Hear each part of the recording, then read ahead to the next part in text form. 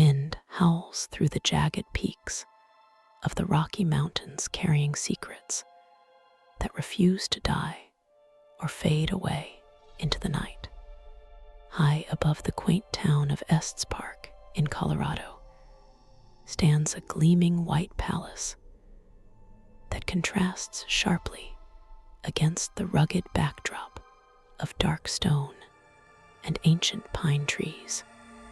It is a place where time seems to fold in upon itself, trapping moments of intense joy and abject terror in equal measure within its colonial revival walls. Visitors arrive from all over the world, seeking a taste of luxury and history, but many leave with stories that chill the blood and haunt their dreams for years to come. The Stanley Hotel is not merely a building made of wood and rock, but a living vessel for the souls who have checked in and never truly checked out. The air up here is thin and crisp, often leaving travelers breathless as they ascend the winding roads that lead to this isolated sanctuary. During the harsh winter months, the snow piles high against the foundation, cutting the hotel off from the safety of the valley below and creating a sense of claustrophobia despite the vastness of the landscape. The silence that falls over the property after the sun dips below the horizon is heavy and pregnant with the feeling that something is watching from the shadows. It is an atmosphere that penetrates the mind and lowers the natural defenses of the human psyche, making it susceptible to the whispers of the past. This isolation was once a selling point for the wealthy elite, but now it serves as a trap for the unwary. Legends surrounding the property have circulated for over a century, weaving a tapestry of ghost stories that are impossible to disentangle from the historical facts. Every creaking floorboard and flickering light bulb is analyzed by guests, hoping to catch a glimpse of the paranormal residents who are said to walk the corridors. Skeptics dismiss these tales as the product of overactive imaginations or the result of altitude sickness affecting the brain. However, the sheer volume of consistent reports from staff and visitors alike suggests that there is a genuine intelligence residing within the structure. It is a presence that demands attention and acknowledges no boundaries between the living and the dead. The hotel stands as a monument to a bygone era, but it is also a doorway to something far darker. The story begins with a man named Freelan Oscar Stanley, who was a brilliant inventor and entrepreneur known for co-founding the Stanley Motor Carriage Company. In 1903, Freelan Oscar Stanley was struck down by a severe resurgence of tuberculosis, a disease that was essentially a death sentence at the time, with no known cure. His doctors advised him to seek the dry and fresh air of the Rocky Mountains as his only hope for extending his life, even by a few short months. He arrived in Colorado looking frail and weighing only 118 pounds, with the shadow of death hanging over him. Contrary to the grim prognosis, his health began to improve dramatically in the mountain climate. and he vowed to return every summer to the place that had saved him. Freelan Oscar Stanley was not a man to do things by half measures, and he found the rustic accommodations in Estes Park to be lacking in the sophistication he was accustomed to back east. He envisioned a grand hotel that would provide a luxurious experience for his wealthy friends and socialites who wanted to escape the heat and pollution of the cities. With his restored vitality and considerable fortune, he set out to build a resort that would rival the finest establishments in New England. The construction began in 1907 and required a massive logistical effort to transport materials up the treacherous mountain roads. It was a testament to his determination and vision, transforming the rugged wilderness into a playground for the upper class. The sheer scale of the project was staggering for the time period and location, requiring unmatched engineering prowess and labor.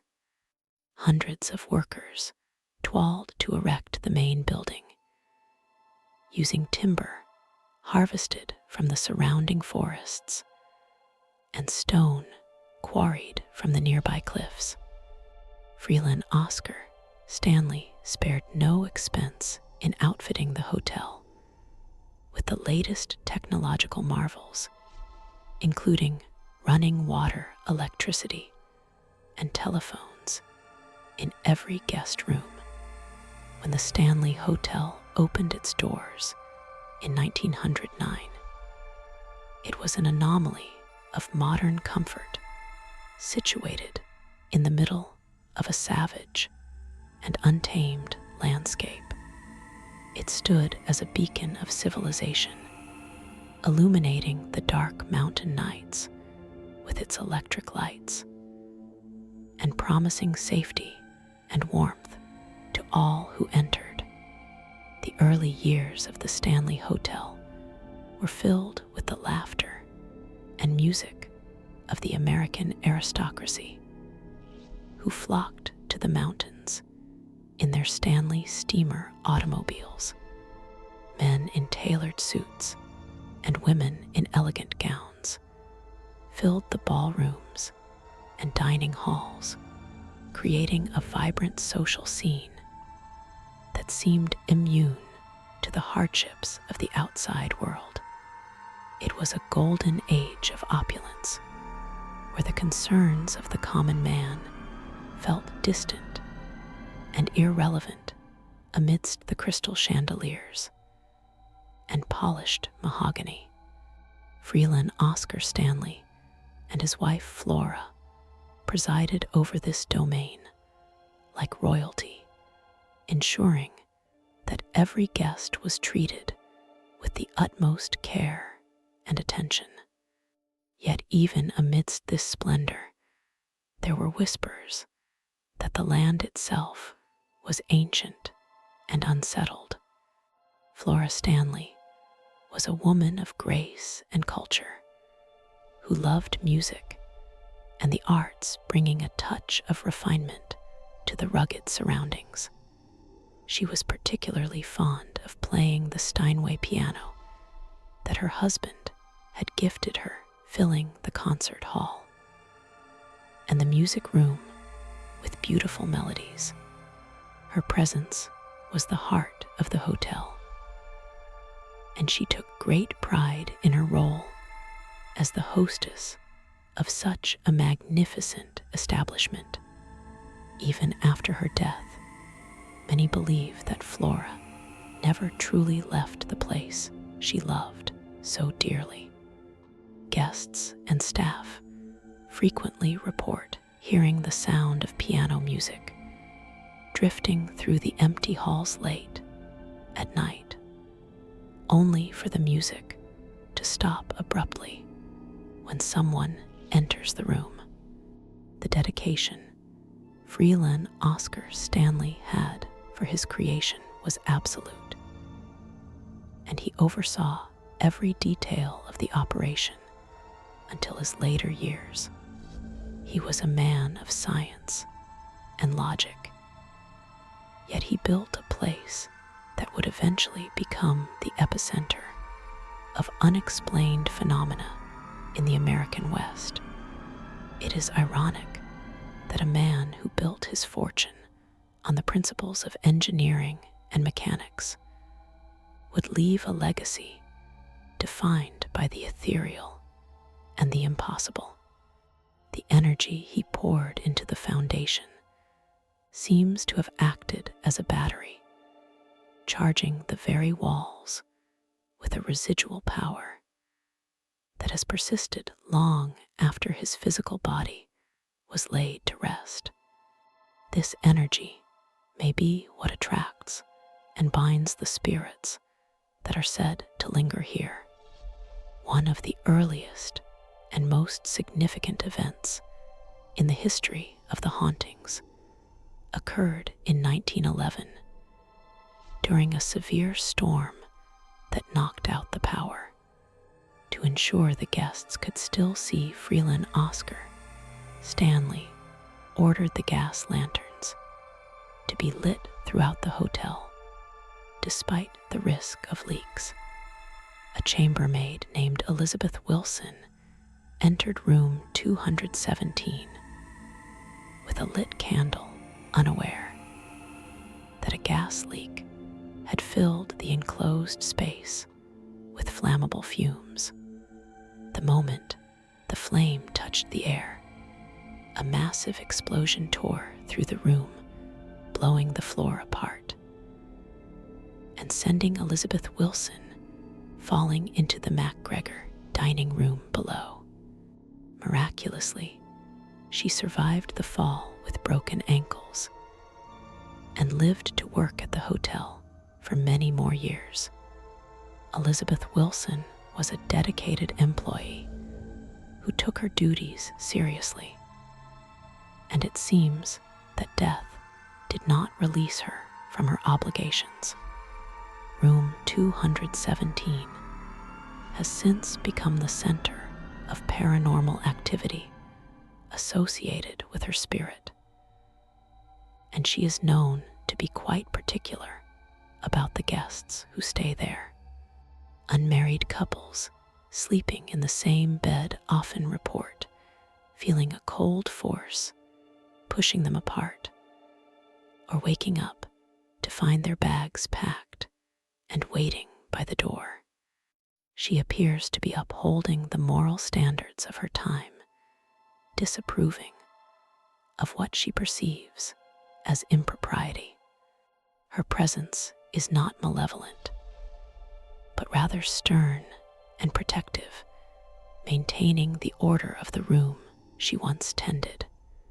As the decades past the grandeur of the Stanley Hotel began to fade, and the property fell into a state of disrepair and neglect, by the 1970s, the once magnificent resort was a shadow of its former self, struggling to attract guests and facing the threat of demolition. The paint was peeling, the grounds were overgrown, and the silence in the hallways had grown deeper and more ominous.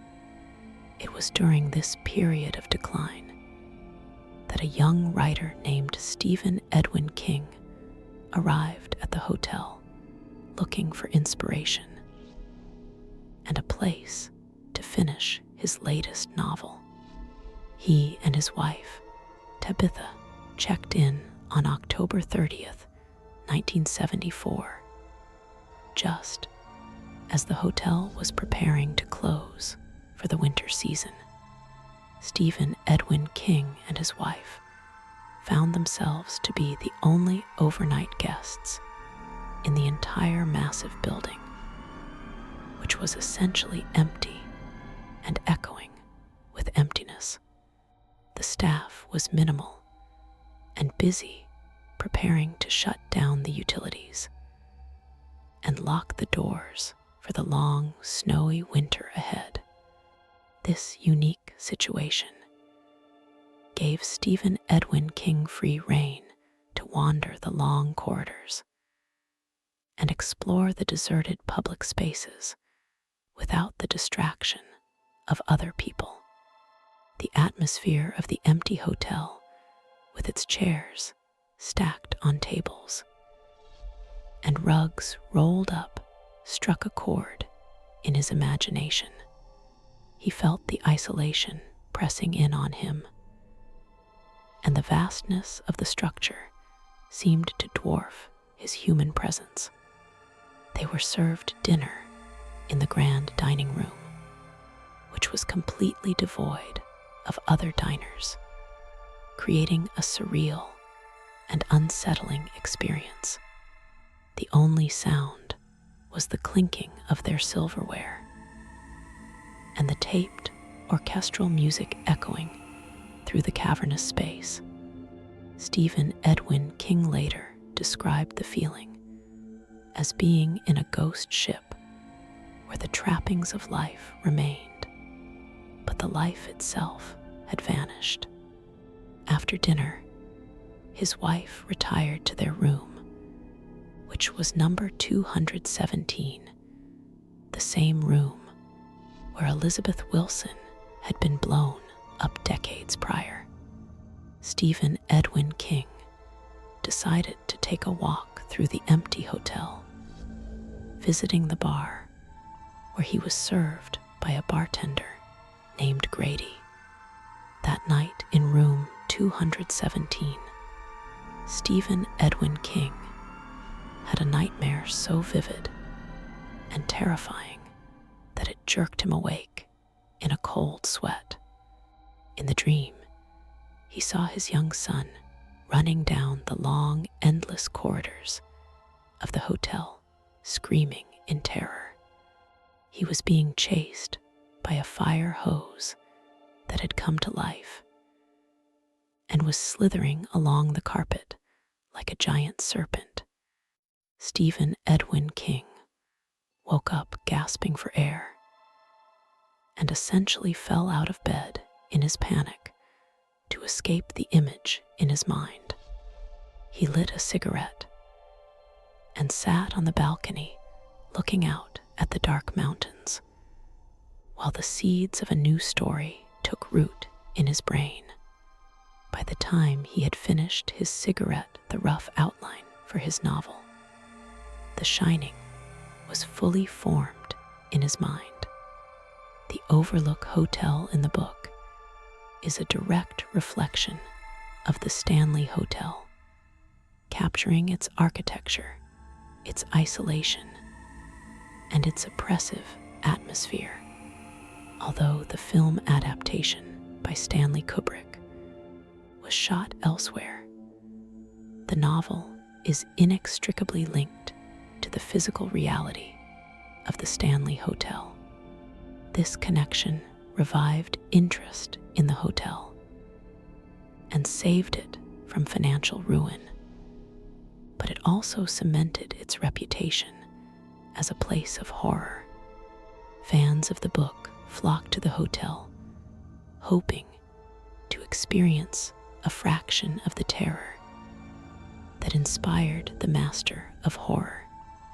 The lines between fiction and reality blur continuously at the Stanley Hotel, as the entities described in the book seem to have counterparts in the real world. While Jack Torrance and his family are fictional characters, the ghosts of the Stanley are reported to be very real and active. Room 217 remains the most requested room in the hotel, and guests often leave logbooks detailing their strange experiences within its walls. Some claim to have seen the ghost of Elizabeth Wilson walking through the door or tidying up the room while they sleep. The psychological impact of staying in the room where the shining was born creates a feedback loop of fear and expectation. Beyond room 217, there are other areas of the hotel that are notorious for their paranormal activity and distinct spectral residence. The fourth floor, which was originally the attic where the female employees and children stayed, is said to be the most active area in the entire building. Guests report hearing the sound of children running up and down the narrow hallways, laughing and playing games in the middle of the night. When they open their doors to investigate, the noise stops instantly, and the hallway is found to be completely empty.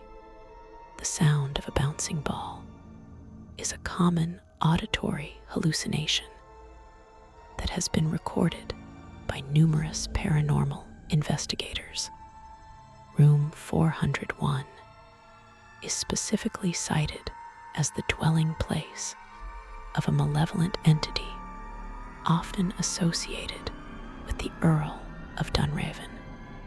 Lord Dunraven was an Irish nobleman who originally owned the land and ran it as a private hunting preserve before Freelan Oscar Stanley arrived. He was not a well-liked man in the local community, known for his arrogance and his unsavory dealings with land rights.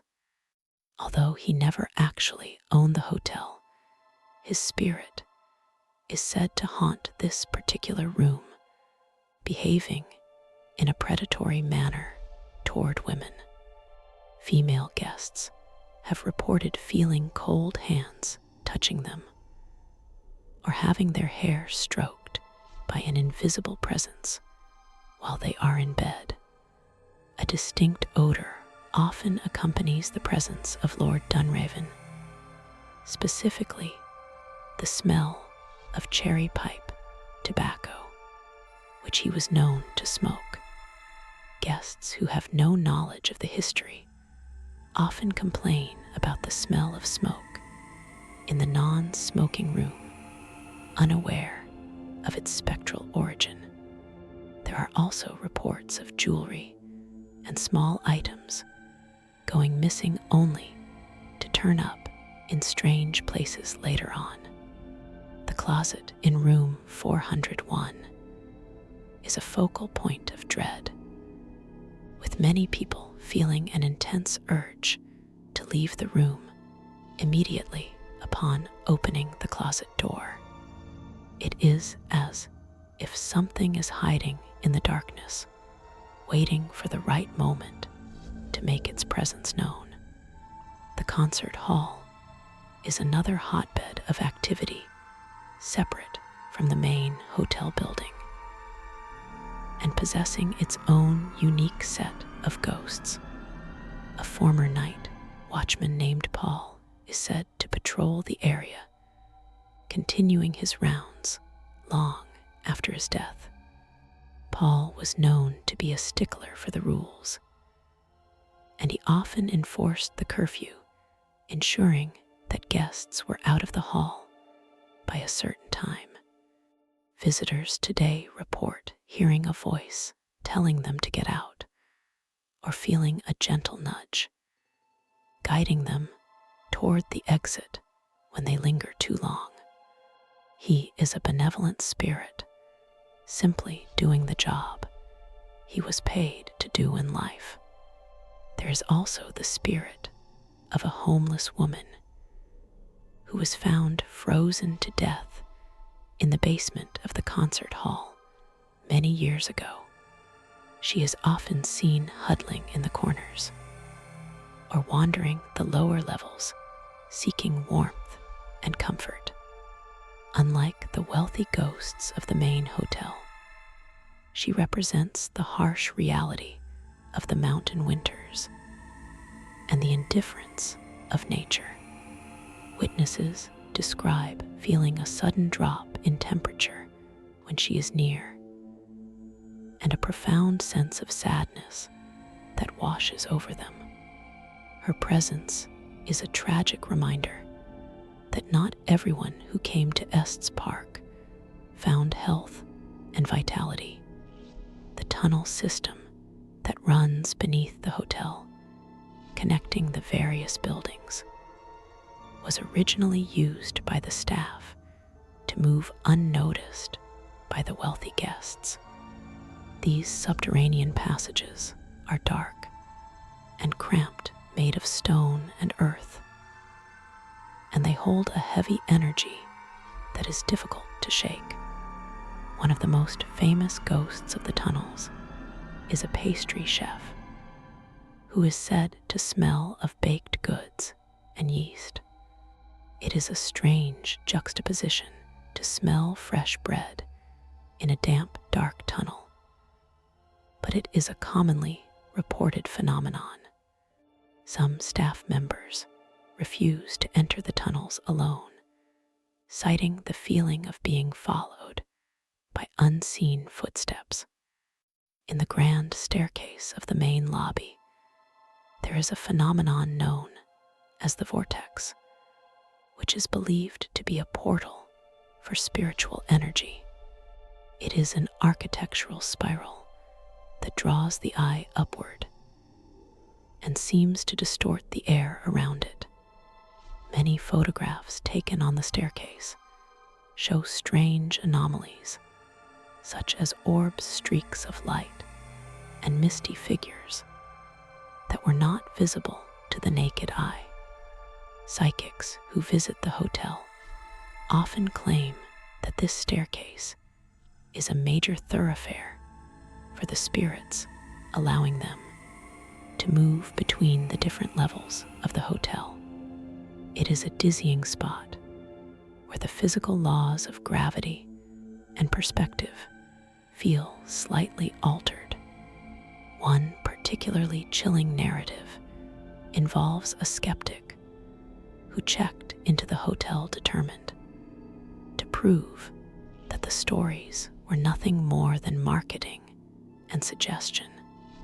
He requested room 401 and set up cameras and audio recorders, hoping to catch the silence of an empty room.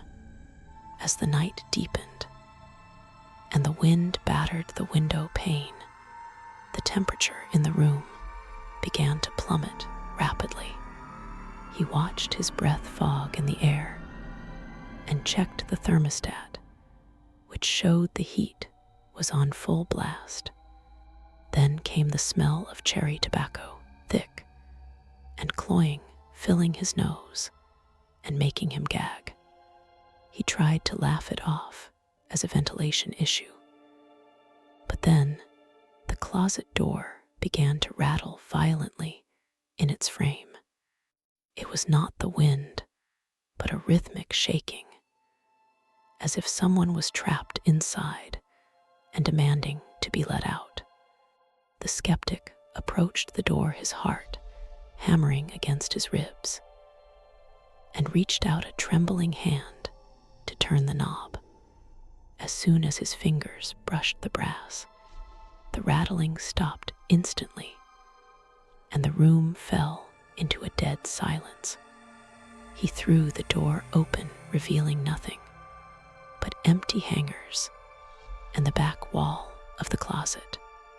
He turned back to his bed and saw the indentation of a body on the mattress where no one was sitting. Panic began to set in as the realization that he was not alone took hold of his rational mind. He grabbed his equipment and decided to leave the room, heading for the lobby where the night clerk would be on duty. As he hurried down the long hallway of the 4th floor, he heard the sound of a child giggling directly behind his left ear. He spun around But the corridor was empty, stretching out into the darkness, with its rows of closed doors. The laughter echoed again, this time coming from the stairwell ahead of him, urging him to move faster. He felt like prey being herded by an invisible predator that was enjoying the chase. He reached the grand staircase and began to descend, taking the steps 2 at a time in his haste to reach the ground floor. As he passed the second floor landing, he looked toward the piano in the music room and saw the keys depressing by themselves. A melancholic tune floated through the air, played by invisible fingers that moved with practiced skill. He froze for a moment, mesmerized by the impossible sight, before the music stopped with a discordant slam of the keys.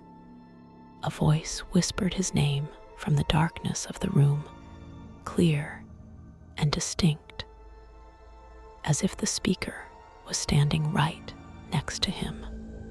He bolted down the remaining stairs and burst into the lobby, his face pale and his breathing ragged. The night clerk looked up from the desk with a knowing smile, having seen this reaction many times before. The skeptic checked out, immediately leaving his deposit and driving down the mountain road in the middle of the night, refusing to spend another minute in the building. He later reviewed his audio recordings and found that amidst the static, there were voices discussing his arrival and mocking his fear. The hotel had not only hosted him, but had observed him and interacted with him in ways he could not explain. The aftermath of such encounters is often a profound shift in worldview for those who experience them. The Stanley Hotel does not just frighten people, it forces them to confront the possibility that death is not the end of consciousness. The energy of the place is transformative, stripping away the layers of modern skepticism and exposing the primal fear of the unknown. Those who work there have learned to coexist with the unseen residents, treating them with respect and acknowledging their territory. Housekeepers greet the empty rooms and maintenance workers ask permission before making repairs in certain areas. The hotel has embraced its reputation, offering ghost tour and paranormal investigations to the public, turning the fear into a commodity.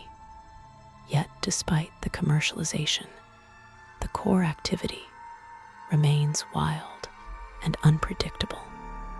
You cannot schedule a ghost to appear on cue, and the most terrifying encounters often happen when no cameras are rolling. The spirits of the Stanley are not employees on a payroll.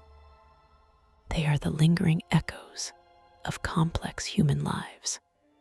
They act according to their own whims and motivations, sometimes playful, sometimes sorrowful, and sometimes deeply angry. Freelan Oscar Stanley intended to build a place of healing and wrest a sanctuary from the ravages of disease and the noise of the city. In a way, he succeeded, for the spirits that reside there seem to have found a permanent home within its walls.